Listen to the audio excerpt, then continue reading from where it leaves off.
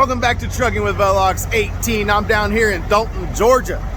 Right down the road from Sammy Lloyd from the YouTube channel Makes Sense. I always mention him because he helped me kickstart my channel along with a bunch of other YouTubers, but he was one of the main driving forces that got me from 0 subscribers up to 1,000 and kind of got me kickstarted. So I always appreciate Sammy. I always drop a mention of him whenever I'm near his area right here by Ringgold, Georgia.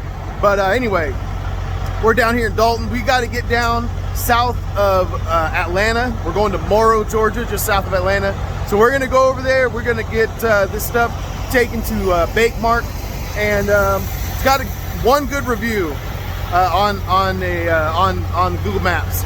One good review. They say it's quick. They say it's easy. So hopefully that's what we find this morning.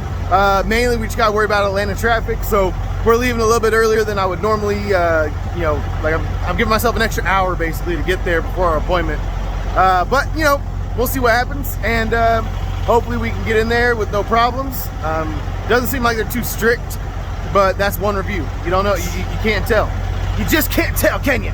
So we're gonna hit the road. I gotta get in there and get some fuel. We're back at this cheap fuel stop where the fuel is $4.54. So I'm gonna put some of that $4.54 go-go juice in this truck, and we're gonna bounce. So let's roll. Let's roll the music. Roll the music. Roll the music.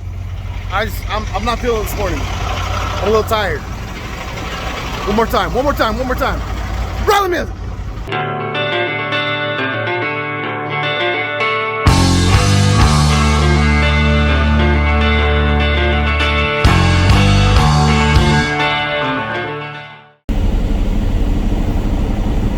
All right.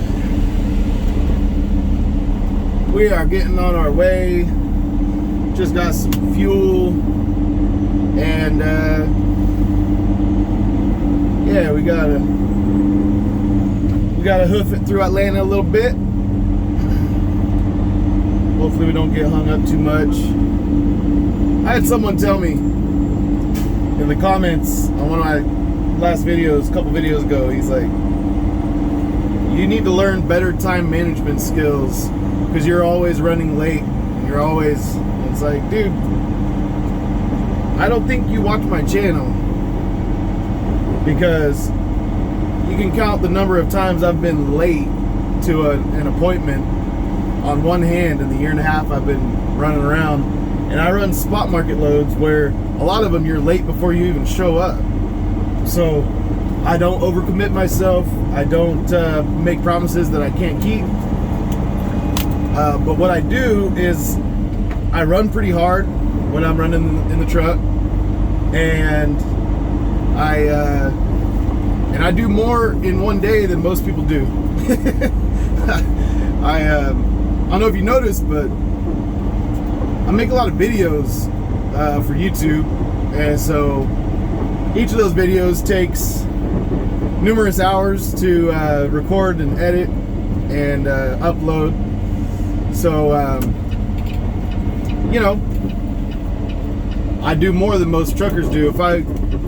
If my 10 off was 10 hours off, maybe it would be a little different. But the fact is that I talk about it a lot as a subject on my channel because I care about being on time. So that's kind of, I think that's why maybe you get the impression that I'm always running late or I'm always running behind, because there's always a chance, you know, I'm always thinking ahead. Like right now, it says it's going to take me an hour and 31 minutes to get through Atlanta and get to this delivery. Well, I feel like I'm leaving a little bit later than I wanted to because it's almost 8 o'clock and it's a 10 a.m. appointment. So I'm giving myself over 30 minutes of wiggle room there for traffic and stuff. And I still feel like, man, I wanted to leave myself a little bit more, but anytime I get fuel, it always takes longer than I expect it to. So, you know, I gotta try to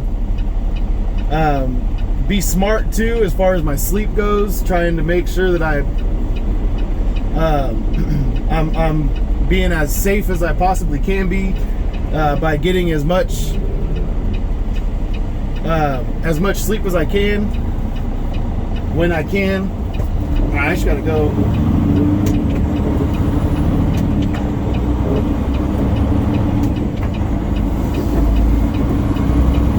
There we go.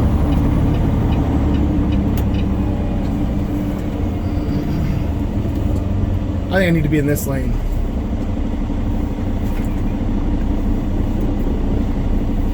This is a weird setup right here, getting out of here, but anyway. So yeah, so that's why I'm always kind of seeming like I'm running late, though, is because number one, I talk about timing a lot because that, like, I care a lot about being on time. So when you care about being on time, you know, it's like like I said, like, this is a prime example. I'm talking about it right now, but I'm probably going to be 15 minutes early, 20 minutes early to my appointment. But I don't like to leave it that close. I like to be there earlier. So, and sometimes, man, there's just not enough, you know, that by the time they get you loaded in one place and you have an appointment to deliver in another place, and you got to take, you know, 10 hours off so that you can have a fresh clock the next day so you can pick up that load, you know, you have to take the 10 off. So in order to have the full allotment of hours the next day, I can do a sleeper split, and I do utilize the sleeper split. So anyway, so my time management skills are freaking awesome. All right, my time management skills are like up there with the best. So that's what you guys can learn from me. All right, you guys can learn from me in this area, because I'm rarely, if ever, late. I'm trying to. I remember saying in one of my videos, like I've never been late since I've had my own authority, and then I was late like the very next week, and I'm sure I was late another time or two, but I can't remember exactly how many times I've actually been late, because it just doesn't happen very often. It just doesn't. It just doesn't. But anyway, all right. We're gonna get on down the road, get through hot Atlanta, and we'll be on our way. Let's go.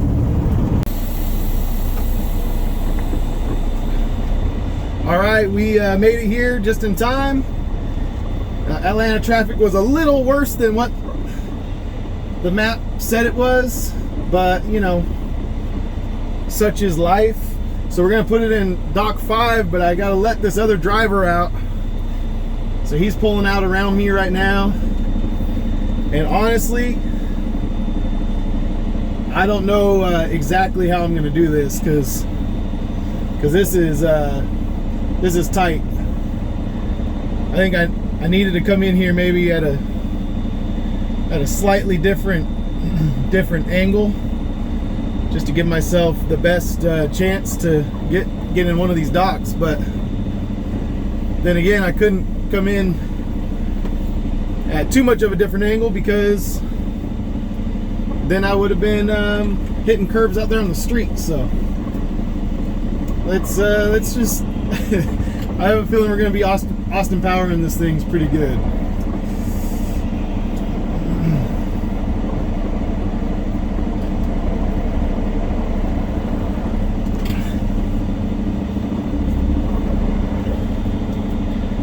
Let's see where my trailer ends up after I do this whole thing.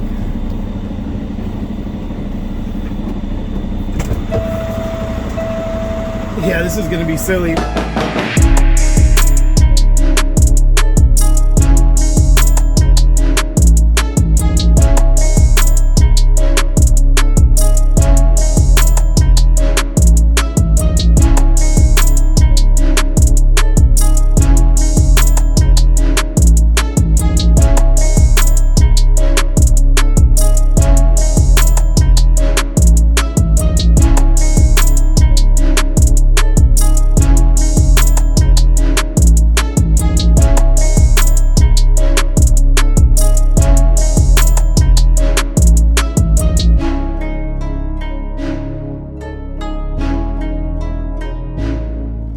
All right, let's take a look at the load board for today. We've got Atlanta, Georgia picking up today, going up to Tennessee near Murfreesboro. Let's see what we got. Let's refresh this. We got one Chattanooga up to McMinnville. Um, it's a van or reefer.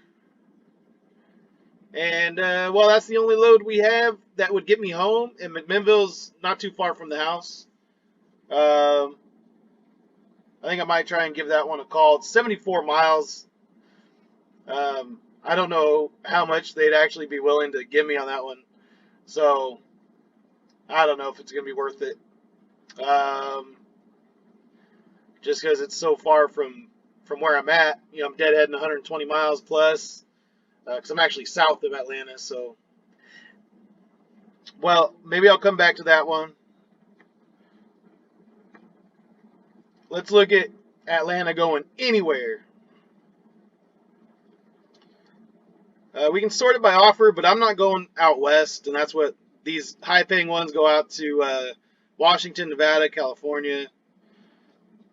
So let's see. We got 2,100 to go down to Orlando. But these guys aren't. I remember looking at them. They're restricted by my factoring company.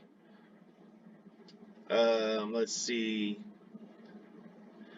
Florida, Texas. Texas doesn't have great rates going in or coming out right now, so that's a big no thank you.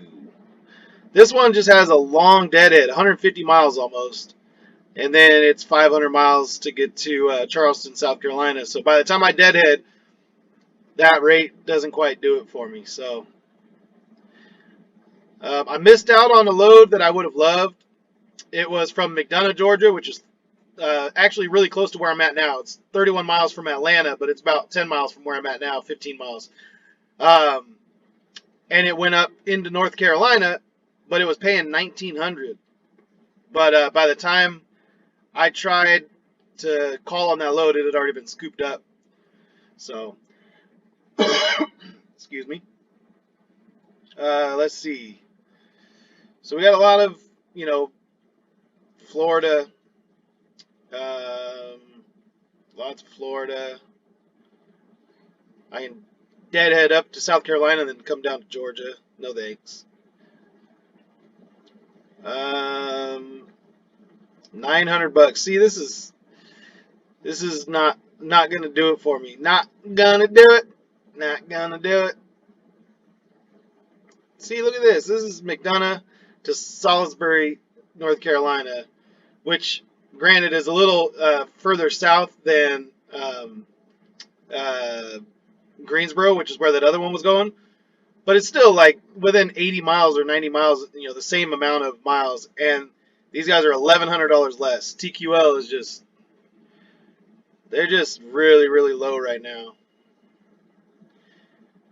They're trying to push stuff out. They're trying to make all the money on every load. That's why people told me when the times were good, they said, get all the money you can from the brokers. Because as soon as the odds tilt in their favor, they'll put you out of business. They don't care. So, all the crocodile tears that the brokers cried when we had the upper hand in negotiations. You can't let that affect you because they have no problem paying $1 a mile if they can get away with it. It's business, right? That's capitalism for you. The greedy get rich, especially in a game like this where it's all based on the spot market. This isn't building a customer base and getting to know, like, building a relationship with someone and being service based. These guys are just giving out the load to the cheapest bidder. They don't care about service. They don't care about anything else. So that's why I wanted to be off the load boards before before it went downhill, but I just couldn't do it. Couldn't do it. So Well, that one already. All right. Well, maybe I'll call on that one. Chattanooga to McMinnville, Global Trans. I'll give these guys a call, see what happens. All right, they got me unloaded. I'm out of here. It's before 11, so less than an hour, and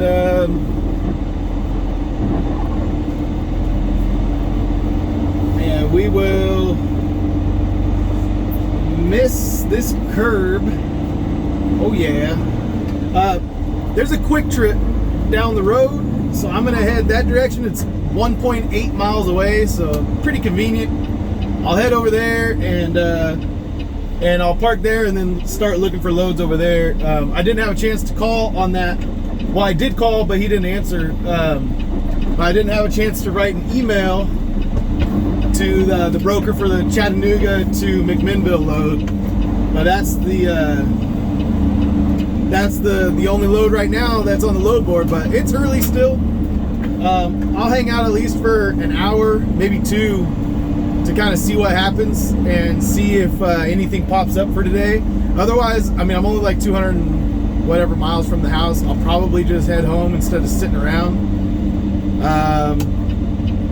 But you know, I've been gone for well, I had that one day at home, but one night at home, I should say.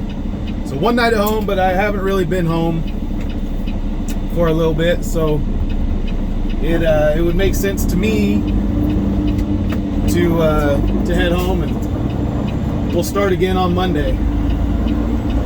But I'm holding out to make some money going back home, or even stay gone. I mean, I can stay gone. There's you know, I got 18 hours left on my week, and I started last Friday, and it's Thursday, so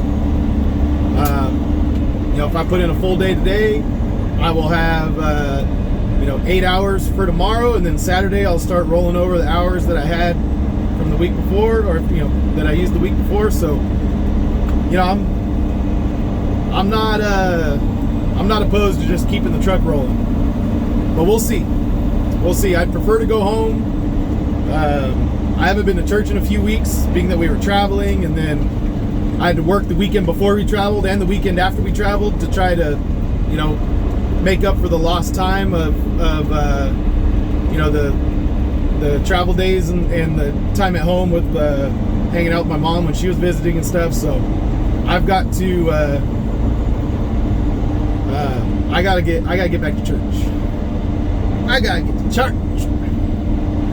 Take me to church. All right. Let's I'll catch up with you guys when we get over to the quick trip. All right, so I tried to call him that Chattanooga to McMinnville. He didn't answer, and then I looked a little closer, and in the comment section of the load on the DAT load board, it says email preferred. So I had to wait till I got over here to the quick trip, and then I shot off an email, and I kind of have just like a generic template almost of an email.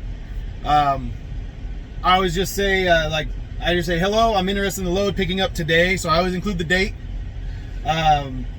Picking up today in Chattanooga and delivering to McMinnville, Tennessee. And I just say, please advise if the load is available and include any details. Thanks. That's my standard. Like, if they want to email about a load, I'm going to make sure the date. If there is a reference number, I'll include the reference number in the subject. And then the cities, the pickup and delivery cities. And then I just use the least amount of words as possible, because if you sit there and type out like a full email and you kind of have to, like, I almost just have this down to where I don't even think about it. I just type it out. And if it was any longer, I would just create like a real template of an email, and I would literally copy and paste it every time. But it changes enough with the cities, the pickup dates and all that I would be, you know, I feel like just typing it out is just as fast. So anyway, that's how I do it, and we'll see if this guy gets back to me at any point. Hold on, he just got back to me.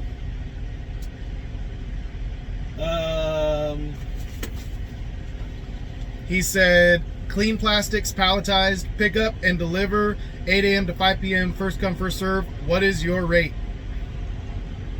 What do you guys think? It's 77 miles.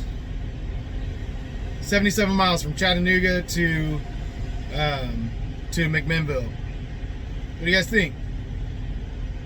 Let's just throw out 800.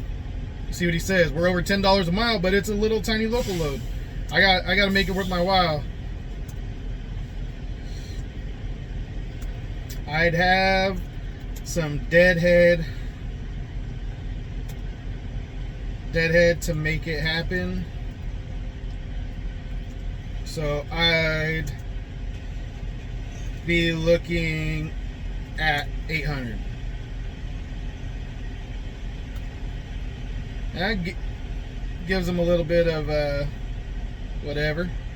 All right, well, we'll send that away since he likes to email. I'd way prefer to do this over the phone because he can just shut me down right away, or he can tell me what he's thinking for the rate right away and without. But I get it. They get a ton of phone calls probably, so they probably would rather just do email as much as possible. But if it's first come, first serve, 8 to 5, you know, like, man, you'd think he'd want to get it covered today. So you got to go. All right, I'll let you guys know what happens. All right, I've been here almost 2 hours at the Quick Trip. I keep refreshing this thing, and well, nothing much changes. I even included some loads for tomorrow, trying to see if there's anything that I could pick up that would make sense for me. And there's really not. There's one out in Birmingham, Alabama, 147 miles away from Atlanta, that I could go out there and pick up and take to Shelbyville, but they only want to pay $700 for it. So it's like, by the time I do the 300 and probably 320, 330 miles total, it just doesn't make sense for me to run out there and get it. So yeah, I'd love to find a load, man. I would love to find a load, but I think I'm just gonna deadhead home, because just sitting down here in Atlanta is counterproductive. I can go home, spend some time at home, and then we'll start looking tomorrow for next week. I'll try and book up some loads next week, pre-book, and see if I can't keep this thing profitable. But it's tough. It's tough to deadhead 200 and something miles. It's never an easy decision. So I'm like torn. I knew this was like a possibility because there hasn't been any loads all week down here. I've been looking and there hasn't been much, and I thought, well, maybe the day of there'll be something. And I mean, a couple of them popped up, but by the time I called on them, they were already done. They were already booked up. So I think there's a lot of trucks down here in this area, and not enough freight. So anyway,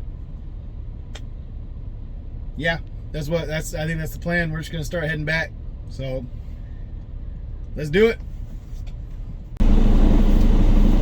All right, let's hit the road, Jack. There's nothing popping up as far as loads are concerned, so we'll just make our way back to good old Tennessee. Let's go.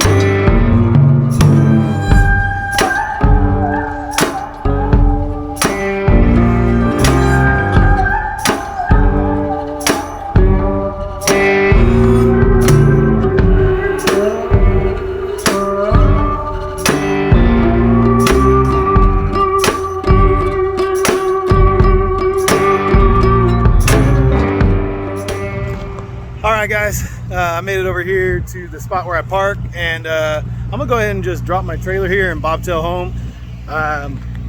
Kirk, I think you'll be happy to hear, I think it's time for me to take this thing home and wash it. So I didn't get a load today. I'm a little bit bummed out about that.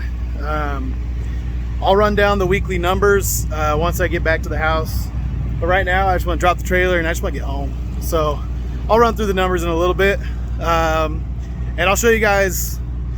I think I'm pretty sure that I did 3,100 miles this week. So, you know, pretty heavy week on the mileage compared to normal. So, but more miles means less. A lower rate per mile is permissible. So we'll go and we'll see what that is once we get to the house. But yeah, I'll just drop this trailer and then catch up with you guys over there. All right, I'm just gonna run down the numbers here. I've been here at home, and oh, hold on, we've got a guest. We have a guest of honor. Hey, do you want to come up here and hang out while I record a video? Come on. Let's see. Okay, well, let me see if I can share my screen with you guys. Okay. Okay. Let me see if I can remember how to do this. Windows Alt Record. Go. There it goes. I got it. All right. So Go. I've showed you guys this little like silly spreadsheet before. It's a really crude kind of breakdown for my mileage cost. In fact, a lot of these are all my monthly expenses. The truck payment. Why are you just saying random noises? Yeah. All right. But you see all my, my insurance, my trailer, what I set aside for maintenance, and then I'd break that all down by about 10,000 miles per month, which breaks down to $1.59 a mile right now. Shh. Buddy, I'm trying to record. Can you be quiet? Thanks, buddy. So basically, I come out to about a dollar per mile on fuel. So my cost per mile is about $2.59. Now that includes my living expenses, so that's my paycheck that I give myself. And that can be contracted even more than it is now. Basically, I can eat less, and especially eating out less. But anyway, so this week we did $7,800 worth of revenue, and we did 3,100 miles. So it comes out to $251 per mile, and $251 per mile does not quite hit our $259. So it's a little bit of a bummer because while $259 a mile is like still not that hard to get, but it was hard for me to get it this week. So, but let me break it down. Let me break it down by the week for you guys, because maybe that'll help show you what I'm talking about. Gus, you're kind of harsh on my mellow, bruh. Okay, it's missing. Yeah, I'm trying to record and you're talking over me, and you keep talking louder. But I know what you're gonna say. You just want to be on the video? Yeah.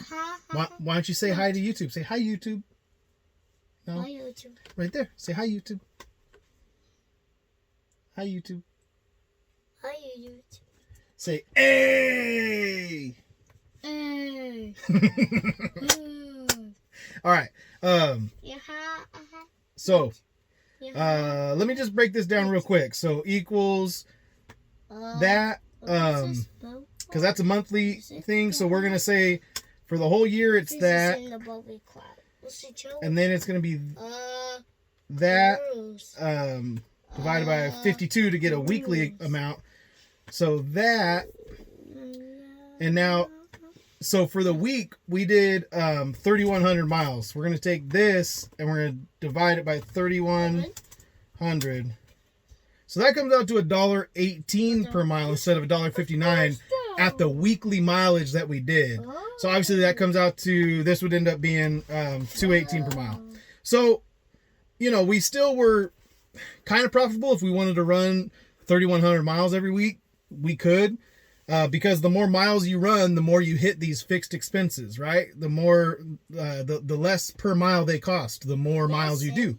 So, So, but the wear and tear on the truck and the time it took. I mean, it took me full 7 days to get that 3,100 miles done, and that's just not the way I want to operate my business in the future. So, I don't know. Something's got to change. I got to figure something out. Hopefully, you know, with some harvest season coming around now, coming up, hopefully there'll be some better reefer loads for me. But until I